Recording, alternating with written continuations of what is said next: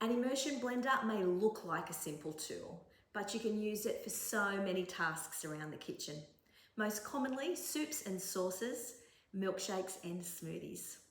But did you know you can whip cream, mayonnaises and other salad dressings, pancake and other batters, and it's a real handy helper for pureeing baby foods. Let me share with you a few tips on how to get the best results when blending with an immersion blender.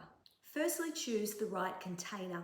Use a deep bowl, jug or pot with high sides to avoid making a splattered mess across the kitchen. When adding ingredients, do not overfill the container. Leave enough space for the blender to circulate and blend everything evenly. Make sure the blades of the blender are fully submerged before switching on the blender. Hold the blender at a slight angle. Don't hold it upright, as this will create a suction effect and the blender will stick to the bottom of your pot or container. Slowly move the blender around, making sure all the ingredients are blended evenly. Finish the way you started by turning the blender off before removing the blades.